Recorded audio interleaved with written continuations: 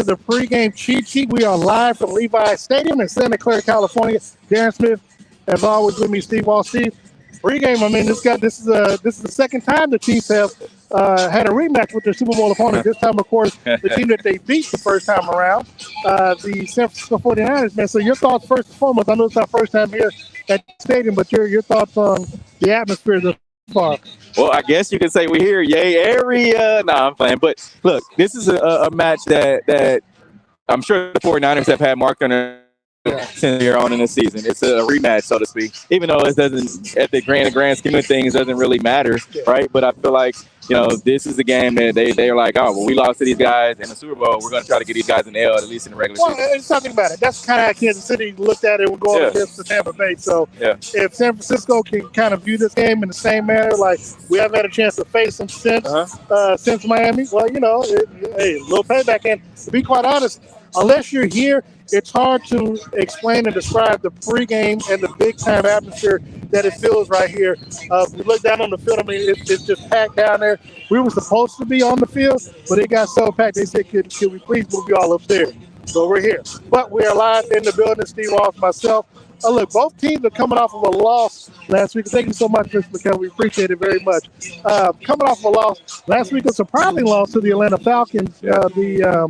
San Francisco 49ers 20-14. Kansas City, of course, lost the game last week, 24-20 to the Buffalo Bills at home. Your thoughts as these teams coming off of a loss, looking to bounce back in today's game? Well, both of these teams are right in the thick of things. You got San Francisco coming in at 3-3. Chiefs are 4-2. So, I mean, when you think about just for long term, for the remainder of the season, this game, I think, for the Chiefs, going into what you call a bye week, this is a critical game for them because you don't want to go into a bye week, with two-game losing streak. So, and even though Andy Reid is, of course, a mastermind during a bye week and coming back from a bye, he's this crazy number of how many wins to how many losses. But I feel like on the Chiefs side of things, they want to get this win because last week was kind of one that slipped through their fingers. It's one that I know you don't have the type of game last week and then come back and then have a game that you're like, oh, man, we let another one slip through our fingers, a game that on paper you should win. There's a lot of moves that were made this week. Let's start with the 49ers, Steve. They acquired Christian McCaffrey, the running back from Carolina. They traded four draft picks for him. He is active in today's game, so I expect to see a lot of Christian McCaffrey, Deebo Samuel, that mix going on today for San Francisco. But also, this is one of the times that it seems like everybody comes back and gets up for Kansas City. Oh, always. You got Trent Williams, the best left tackle in all of football, coming back off of injury, coming back for this game, and also Nick Bosa as well. Travarius White, I believe he's going to be active in today's game, former Kansas City defensive back. So this is a big-time game and a big-time field for the 49ers, but also for Kansas City. You get Willie Gay back. He's activated in this game. He was on a 4-game suspension for what took place earlier this year, so he's back. Trent McDuffie he probably won't be active until after the bye week. Yeah, give him an extra 2 weeks. Yeah, give him a couple extra weeks left. But also, you look at the biggest move that Kansas City made was announced this morning. Rookie Isaiah Pacheco is going to be starting in the backfield behind Patrick Mahomes. We got all the reps this week with the first team offensive scheme. This is something that you and I, we have been talking about dating all the way back to training camp, that we saw a lot in Isaiah during the preseason, and we said it was only going to be a matter of time. Now, we thought, to our credit or what have you, that it will be towards the end of the season. And the fact that it's happening now in week number 7 says a lot about Isaiah and where the Chiefs feel like they can get a spark. And I'll be surprised. And to be honest, I'm a little surprised because I actually thought that it might have been Jake McKinnon who was going to who might have got the stuff before Isaiah. Yeah. Your thoughts on that? No, I think this is a move. And look, everyone who asks me about Isaiah Pacheco, they always get the same answer. He's going to be a starter, right? He plays like he's a starter already. Now, the timing of the move, I don't really question because you got to think about it. Clyde is kind of in a up, down.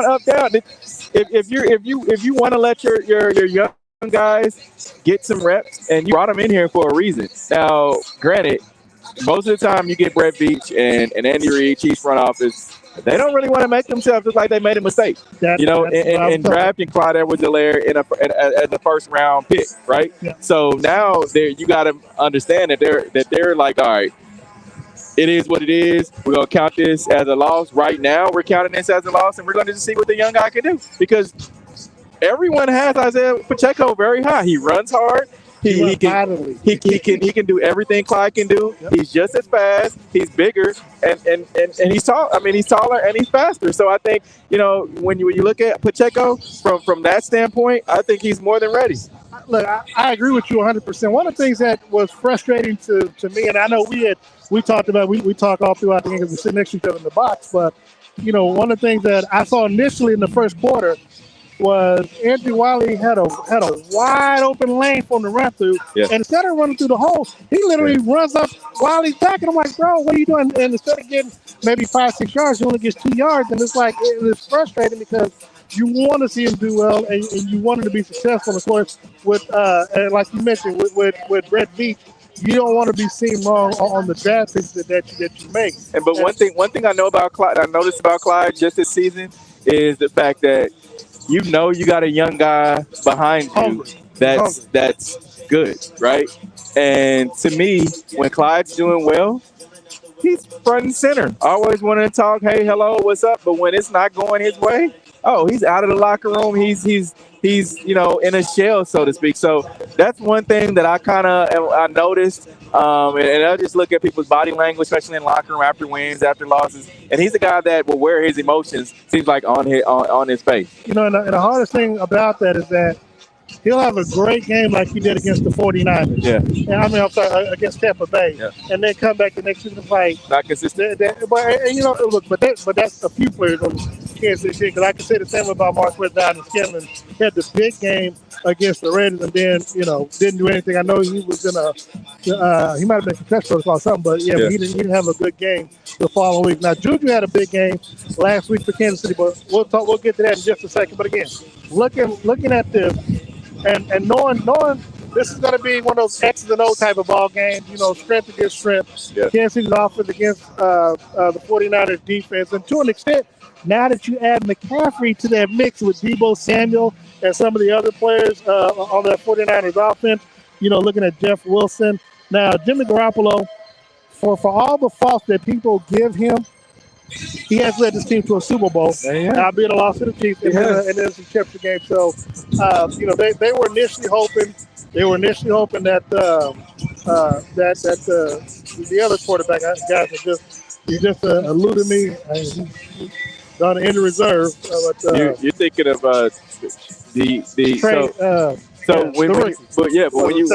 when you think about Jimmy G though, this is the time frame where a guy like that is like, oh, well, you didn't want me now. You didn't want me then.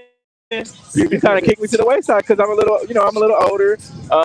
But I've gotten you, like you said, I've gotten you to a Super Bowl. They were smart not trading him. And they kind of kept him just in case purposes. So now when you're Jimmy G, this is like, all right, now I'm able to go get my money. Because when you think about value, his value though. Considering he was supposed to make 25, renegotiated where he makes $6 million. He'll make that easy out because he unless he gets hurt or something. But he'll make all that money back and then. See, let's look at all last week against Buffalo and see what the Chiefs this week made the investments to share. Put out a good product in this game. One of the things that we saw last week, Patrick having the 2 interceptions. I know he struggled a little bit. 2 touchdowns, 2 interceptions. Kelsey didn't have the greatest game. I mean, he was still Kelsey, but outside of his performance, along with Juju Smith-Schuster, and I'm sorry, to an extent, Mecole Hardman, there was really not a lot that Kansas City was able to do offensively. Now, the defense that they're going up against, it's not as good. It's not as good as the Bills, but you still have Jimmy Ward on the defensive side of football. Obviously, you got Nick Bosa, Eric Armstead, and Fred Warner. And of course, we know what Javarius Ward can do. So, what are you seeing with this Chiefs offense that's going to be facing the 49ers defense? Especially knowing that with Nick Bosa back, he leads the team with 5.5 sacks. He's going to be coming after Patrick. And, of course, that matchup between Nick Bosa and Orlando Brown is going to be one to watch today. Yeah, you know what? It's going to be really interesting how it ends. How it ends up. The reason why I say that is because these 49ers have a defense that is proven. They've, like you said, they've been to Super Bowl. They have a few minor changes, but at the end of the day, they're still in the hunt. Like a lot of people have wrote this team off, but they're still winning games, plugging away. And from the defensive side of things, they've been able to create turnovers. You look at the game last week, and just earlier on in the season, they've been able to create huge turnovers. And you mentioned Travis Ward. He's a guy that knows this Chiefs offense. Right, so I'm going to be looking at that matchup to see exactly who Travis Ward is going to line up against, because normally he'll line up against the top wide receiver, right? He won't play in the slot, but he'll move around a little bit, and I'm curious to find out who he's going to be going up against. And look, and this is still a big game because actually, even though they got a 3-3 record, they are tied with the Rams as well as the Seahawks as the division lead. So this is a division lead for both of these two teams. The Kansas City, of course, leading the AFC West with a 4-2 record. Now, you mentioned earlier we talked about some of the other players that we can think of that might step up today. I know you're interested in seeing what Sky Moore is able to do in today's game against. I think Sky's gonna have a huge game, man. It's his time. I think especially when you think about it, they're going with the young. We talked about Isaiah Pacheco. I think they're gonna go with the young guys just to see what they can do. Why not? And Sky had a couple of passes last week. One he caught. One was like a bullet from Patrick Mahomes. We talked about it in our Red Hour show last week, of one that he had a lot of space. If he caught it, that was a touchdown. And I'm sure he looked at the film, and that's one a lot of these young guys say they're slaves that they want to get back. That's one that he would have loved to have back. We are live here at Levi Stadium, Santa Clara, California. Darren Smith, Steve Walls. This is the pregame cheat sheet. And make sure following the game, of course, that we will be bringing you the press conference, interviews with players. We'll also be doing our post-game show as well. But Steve, I want to ask you this, man. So, Chiefs defensively, Willie Gay coming back. Now, again, the Chiefs have been led well with Darius Harris, Chanel, and some of these other players, Carlos Dunlap and Carl Optis. Who can we expect? Because we talk about how good Nick Bosa is and what they're going to be able to do, or what he's going to try to do against the Chiefs offensive line. We're talking about the best left tackle in all of football coming back today in Trip Williams. What can Frank Clark or even Mike Dana or Carl Optis do against this guy? Man, they're going to be wanting to get out after the quarterback. They don't. Look, it's going to be tough because if you have Debo, he can line up in the backfield or he can line up out.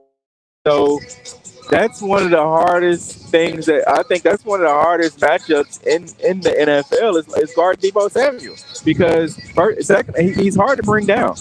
He's fast as a wide receiver, strong as a every down running back. So with that being said, it's like, all right, if he lines up wide, are you going to draw two over at him, or are you going to just play one-on-one? See, but see, the dangerous and the flip side is that now you got Chris McCaffrey. So you got two players that have both had 1,000 yards rushing and receiving. Yeah, but I feel like the scheme is a little different here than it was in Carolina. You have personnel-wise, he still has to figure out his role. I mean, you're not just going to throw him out there. No. I tell you, the reason why I know they will, because you got to think about it. For a running back, all they have to do is tell you which side to run to, which hole to run to. I mean, it's not.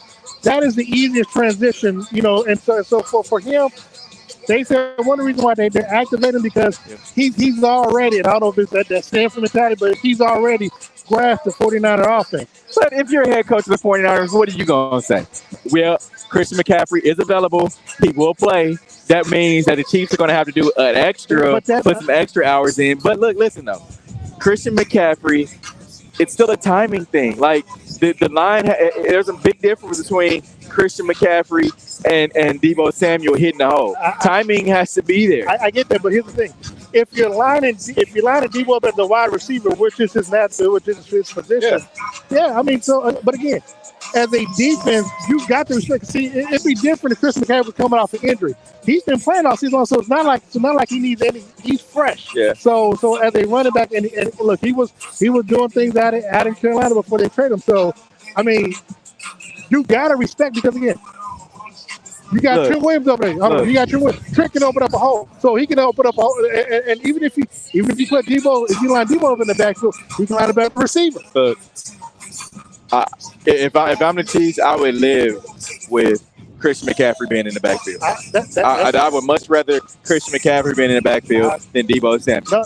No argument there. No argument there. I'm just saying that respect has to be given because it's not like he's coming off an injury. It's just saying because he's still coming to a new team. It's still scenery. I get it. You've only practiced 2 days, really. One day is bad. But what I'm saying is, as a running back, that's the easy transition. But it's not. Look, why? Than running back, like I said, it's still timing. You still got to know Jimmy Garoppolo's trait as far as handing the ball off. Hey, hold on. Hey, you know what? That's why this is a big game today. That's why it's got the big game feel. Yeah. Because at the end of the day, that's where the chess match is coming into play. Right. Because look, Kyle Shanahan can put these players in position to make them look good, and it's going to be up to Steve Spagnuolo with that. Man, look, we were talking about before we came on the air about the Super Bowl. I was sitting there, we were watching it before, this weekend leading up to this game. Yeah. And Steve was taking some chances in that game that we haven't seen. He had all 11 players lined up, getting ready to all-out blitz to Jimmy Garoppolo. Now, I'm not saying we don't see that at all. Not that I wouldn't mind seeing some of that. I want to see some of that aggressiveness. But that's the type. That's what this matchup draws on. Granted, Super Bowl as well. So you had nothing to lose. They were down 20-10. So there's a lot that can happen, and I think the players. And the big time players that are going to be playing in today's game kind of brings it all out, and I think we'll bring some surprises out there we don't see. Because one thing that we can expect them to try to steal an extra possession, kind of like what Buffalo was doing. Yeah, and the thing about it as well is you got to remember if they're going to install something new, which means you got Debo in the backfield, you're putting Christian McCaffrey out wide. That means everyone else has to learn it too. It ain't just Christian McCaffrey having to learn it. So. Learning something in 2 days is one thing, but actually putting it to use is another, right? So, I think it comes into the Chiefs' favor if they try to put Christian McCaffrey out there. Now, one of the things though, Steve, is we talk about, we've only mentioned really 1 or 2 players offensively. We haven't really talked about Jimmy Garoppolo, but again, these players and the Chiefs defensively. Yeah. How do you think that they're going to match up? I mean, because again, if we're just talking about McCaffrey for the most part. Debo saying we don't want those players to beat them, but how do you make sure that we take them out the game, but to make sure nobody else beats them? Yeah, I mean, look, like you said, it's the chess match. It's just the chess match. The 49ers are going to do one thing, the Chiefs are going to do another, and it comes down into coaching. I think Andy Reid's a much better coach than Kyle Shanahan. I'm just being honest. Well, he's lost 2. Yeah, I would agree with that as well.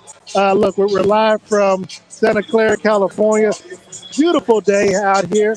Darren Smith, Steve Walls. We are live with the pregame cheat sheet, bringing you the best and the only live pregame show here in California, bringing you the Chiefs and the 49ers. Steve, I've got to ask you. We've been seeing a lot of upsets and a lot of teams really not live up to expectations or potential, so to speak. Yeah. Have the 49ers, and I don't say basically based off their record, but based off of expectations, do you think that they've lived up to it so far? The 49ers.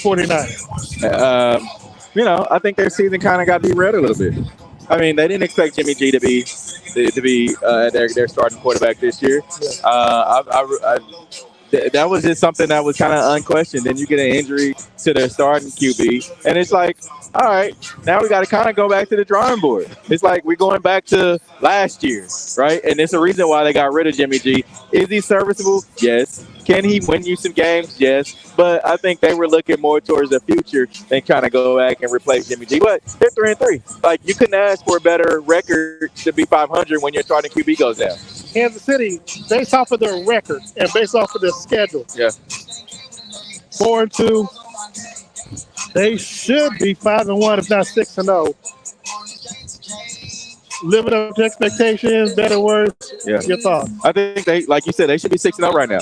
They should be one of the lone undefeated teams in the league. Last week, they let some stuff slip through their fingers. Couple plays, Patrick at the end. You got Harrison Bucker missing a field goal that instead of going for a touchdown at the end makes it a whole lot easier. The game plan changes because then you're going for a field goal to win it, right? Yep. So I really believe that game. And then you had the Colts game where that was kind of set up. That was a setup game, right? The trap game of what you would call it. So I think that was a game that slipped through their fingers as well. So look, I think the Chiefs are right where they need to be, right where they should be. The defense is playing much better than anybody could have expect to have.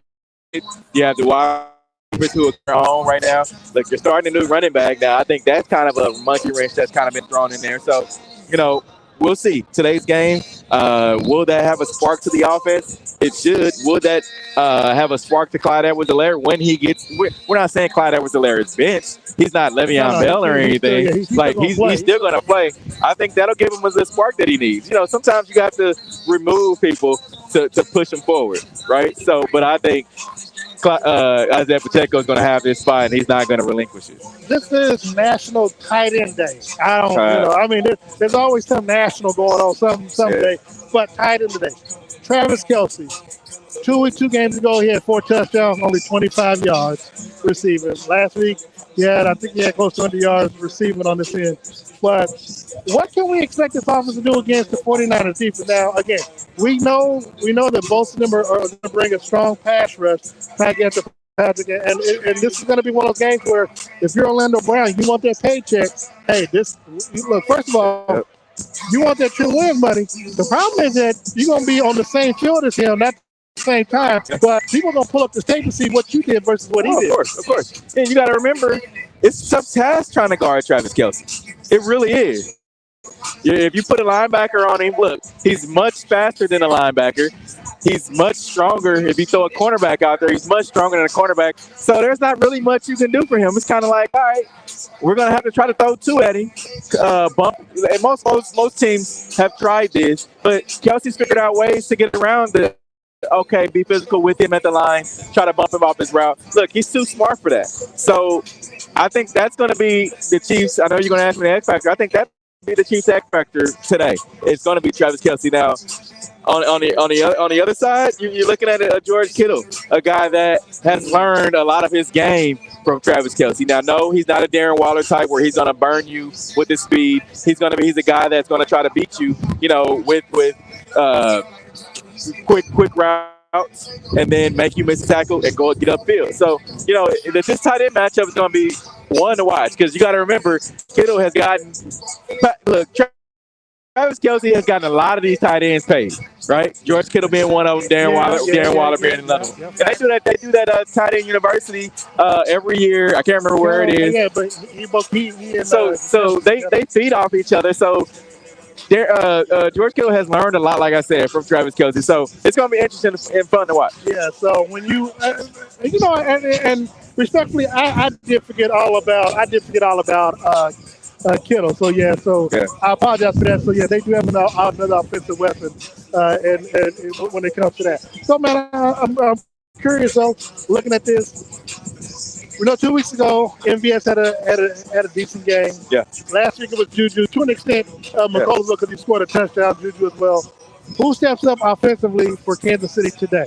I know we're thinking that it might be Isaiah Pacheco, and it could be. It could be, but who? But that would be a little obvious. But then, who else do you think in the wide receiver field steps up? I think today it's going to be Scott Moore. Look, I have him starting on my fantasy team today, along with MVS. However, I think today is going to be his day. Look,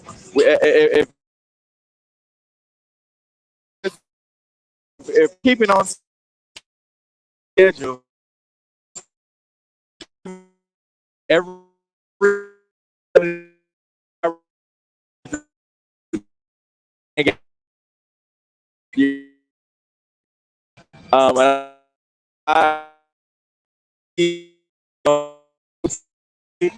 like he had 2 quick catches in the first half. and for him in the rest. So I think this is going to be.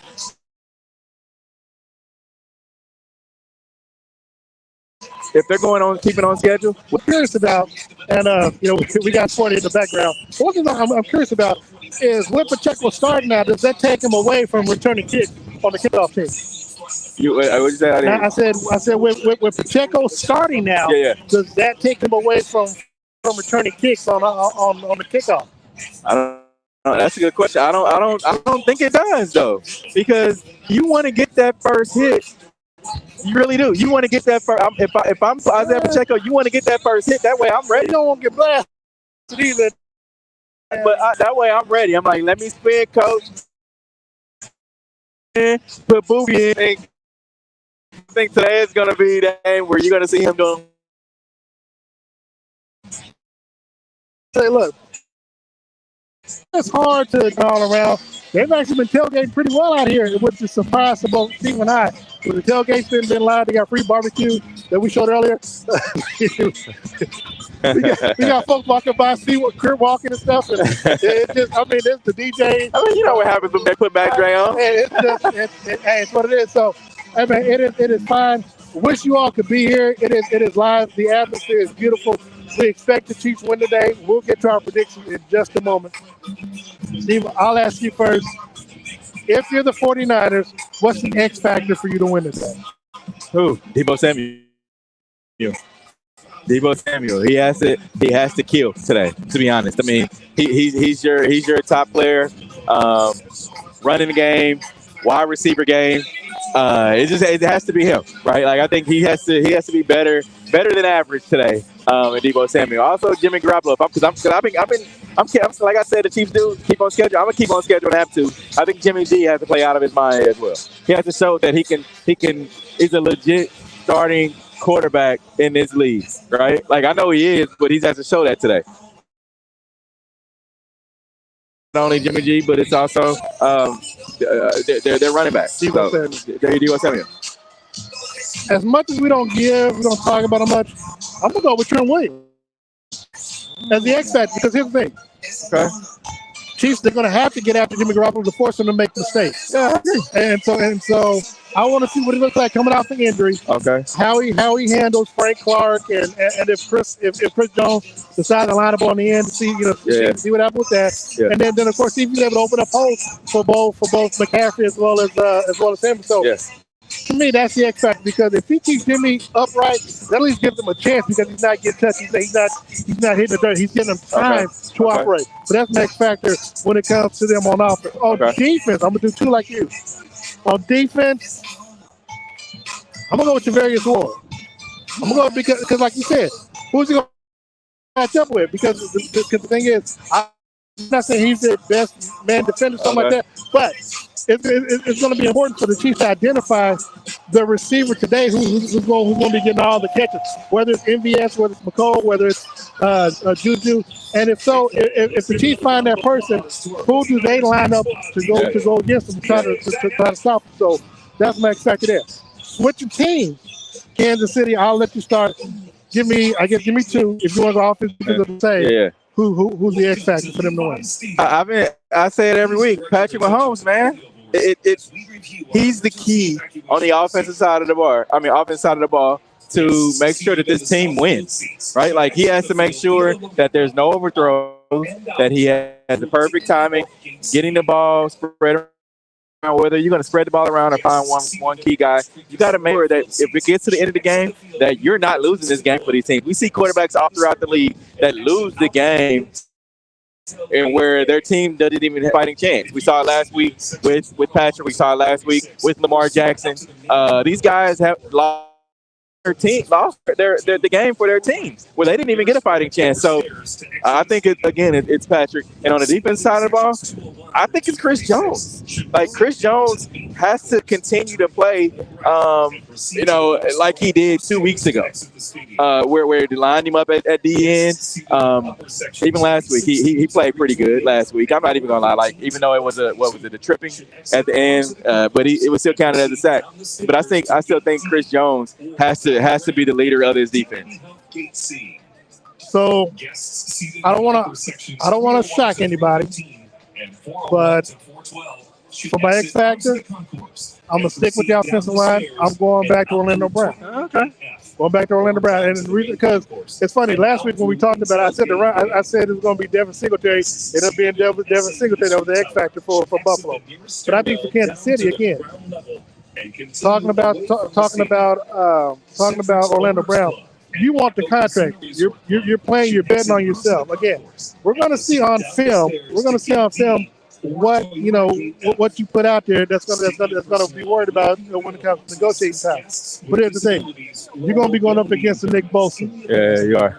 Again, and we've seen the pressure that you all have been allowing, the offensive line have been allowing getting towards Patrick. So it's going to behoove Patrick to be able to obviously withstand that passes, but it's going to be up to him because he's going to be facing Nick Bosa. Yep. Nick Bosa's coming back off injury. Yeah. So to me, that's the X factor because again, if Patrick has time, he can make decisions. Yeah, now the Patrick's credit detriment, he has to make sure he gets the ball out. You find receiver get the ball out. But I think at that time, it's going to be up to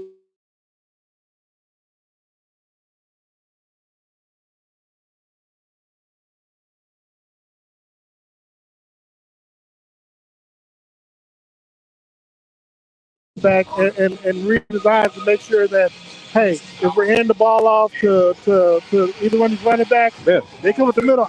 We got to be. He's the one that stops the tackle. Now, I'm with you when it comes to the defensive line to get pressure on Jimmy. Yeah. But I think when it comes to Trent Williams, he'll be okay. So, question is, he hands the ball off.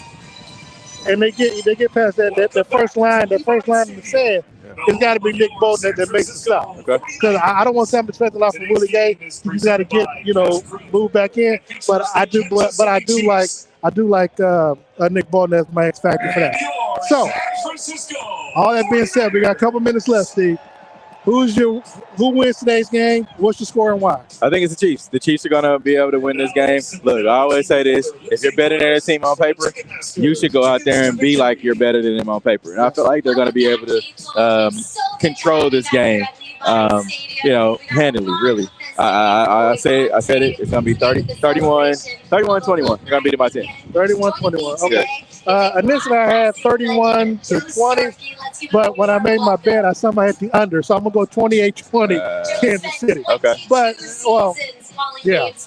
But, no, I'll take 31-17 because I need a field goal. But one of the things that I'm curious about and what I want to see how the team responds in coming out after a loss that they felt like they probably should have won. Now, we saw what they did when they lost to Indianapolis and came back against Tampa Bay.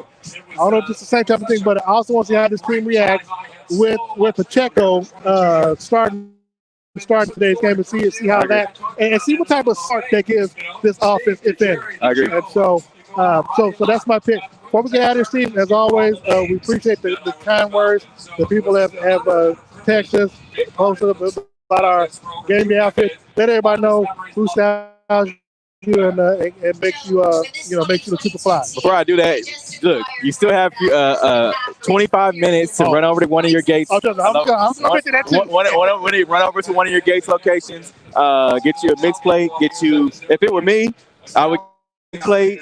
All beef.